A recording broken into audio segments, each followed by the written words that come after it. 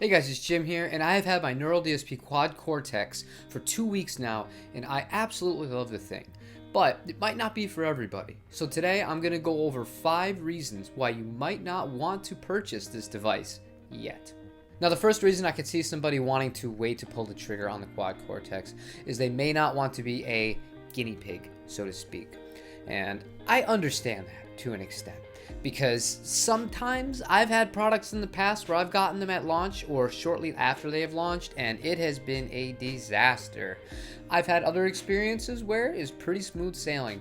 I did have the one hiccup with the first Quad Cortex. It crashed, but it was on the very first firmware update from the factory when I got it. I hadn't updated it yet. And Neural DSP, to their credit, they had a new one in my hands within 4 business days. So even if you are going to have a problem, this is the kind of company that you can count on that will take care of you. But like any piece of hardware or software that is this new in development, you can expect some hiccups. So maybe if that's something you don't want to deal with, wait. Number 2, you do not have a pre-order in and you want one right now. The used market on these are really weird, and you can tell I really love the thing because when I got this, there were so few on Reverb, and the few that were on Reverb, I watched sell for $2,500. I could have made almost $1,000. But I enjoyed the device so much, and I see so much potential in it that I thought it was worth it to hold on to it. But if you are in the camp of not having a pre-order in right now, I don't even know how long you're going to have to wait. And if you're somebody like me who had a pre-order in, you would know firsthand the transparency of when you can actually expect this to be delivered to you has not been ideal, to be honest. I was initially promised maybe it was going to ship within a few weeks of me placing my pre-order. That turned into another month. That turned into another month and another month. And if you go to Sweetwater's page, because if you live in the United States, the only retailer that you can purchase this from is Sweetwater. It's hazy to say the best in terms of expectations of arrival. If you call your Sweetwater reps, it seems they don't exactly know where everybody is in line. And if they do, they're not really sharing that information. So if you're looking for something that you're going to be able to get your hands on really quick, maybe just wait out a little bit, and that'll kind of solve the first problem too. The third reason is the effects in both the quality and some being missing. Some people have to have a looper. I completely understand that. I don't need one. I talked about this when I was comparing it to the HX Stomp. I don't need it. It's not something that's a deal breaker to me, but I know a lot of people that when they go out and they gig, they rely on it for every single song, and a lot of one-man band kind of scenarios, that's a necessity. So I can actually understand that. But when you consider the fact that a looper pedal, you can get a really good, decent one like the Ditto for like $100. I mean, is that enough to write off all the other positives of it? Not to me. Now, when it comes to the other effects on it, I have a few really strong opinions on this. First of all, I've used high-end Strymons. I've used high-end Source Audio. I've used Walrus. I've used all sorts of really good stuff. Event Hyde, you name it. They're all great. Some of them are noticeably going to be better in certain areas, and I'm thinking more of time-based stuff than some of the stuff you're going to get on the Quad Cortex. And if you have that, or you're expecting that level of quality when it comes to the effects as of right now, maybe it might not be the time to buy this. But if I'm being completely honest with you, if I was told I had the track for a record and I could only use this, it would be entirely my fault if it didn't sound fantastic in regards to all of the guitar tones. Not just the amp sims, not just the effects, the entire presentation, it would be on me. And I feel like we're in a world where everything gets hyper criticized, and you have some people that they're going to be so hard onto this team or this brand where they're not going to objectively stand back and say, look, it's about the music, it's about me as a guitar player, it's about how I can express myself through these things. This gives you all of the tools out of the box, in my opinion, although they might not be at the highest level of quality as of right now. Everything you need to make an awesome record, and it's not something that should be holding you back from purchasing it.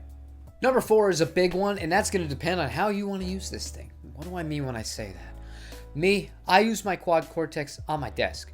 It's my main interface now. It's kind of the heart of my studio. So when I'm doing my tweaking, I have no problems not having a desktop interface because I have all of the touchscreen. I have the rotary encoded knobs. Anything I want to do is so easy for me to dial in. It goes right into the computer, right into Pro Tools. The routing is phenomenal out of the box. Even an idiot can do it, as you can tell. But if you're somebody that's going to be using this on the ground, right, and you want to be able to mess with stuff after the fact when you're at the computer, not having the desktop interface yet, I can completely understand that. And if you're used to having the HX editor, or you're used to Fractal or the Kemper kind of stuff, again, I totally get it. And there's so much more room for tweaking when it comes to that. You can really dive into it. And this is a pro and a con of those, in my honest opinion, because what I do love so much about this Quad Cortex, I don't get too absorbed into that side of it. And I want to play guitar. I think that should be the goal of all guitarists. I don't want to sit and be dialing in every single thing with my mouse after the fact to try and get these amazing tones. And one thing I love about the Neural DSP is how easy it is to get an extremely usable sound without a whole lot of effort. But I'm not everybody, and I understand that. Some people, some of the joy is sitting up for hours and crafting all of these delays that work together flawlessly, and it's just something that it's an art form to an extent, but it's not something that's important to me, but it might be vital to you, and having the desktop tool available to you will make your life a lot easier. And obviously, that being said, eventually we will be getting a desktop interface for this device. And if it's anything as intuitive and as easy as what we can expect and see now from the Neural DSP plugins, such as the Corey Wong, which I've just been trying that is fantastic, or the Soldano, then it's going to be even better than anything that we've seen to this point. And the fifth and final reason is going to sound obvious, but in this time where it feels like we're always chasing something, there's always some YouTuber telling us the latest and greatest thing, there's always some brand sending out 1,000 pieces of gear to the top 1,000 YouTubers to clamor over their device, and the Neural DSP in that aspect doesn't seem to be that different. Every single major guitar channel had one of these months ago and has given their thoughts on it, and that's just part of this business now, you guys. You have to understand how marketing works. It's a lot more effective to do that than to spend money on the traditional sense of marketing. But if you have a Kemper, if you have a Fractal Audio, if you have a Helix, and you're happy with any of those, you don't need to buy this just for the sake of buying it.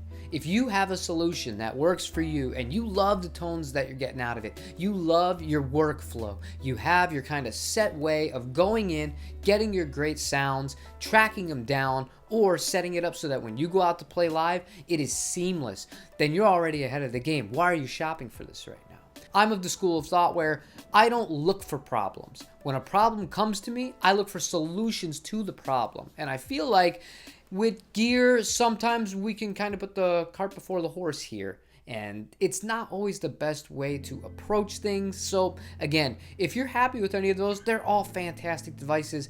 I've been to forums for Fractal Audio, I've been to forums for the Kemper, and I've been to forums for the Helix. It is cultish, and not that the Neural DSP fans are any different than that, but I feel like there's just vitriol, and it's just like the superiority complex, and at the end of the day, it doesn't matter.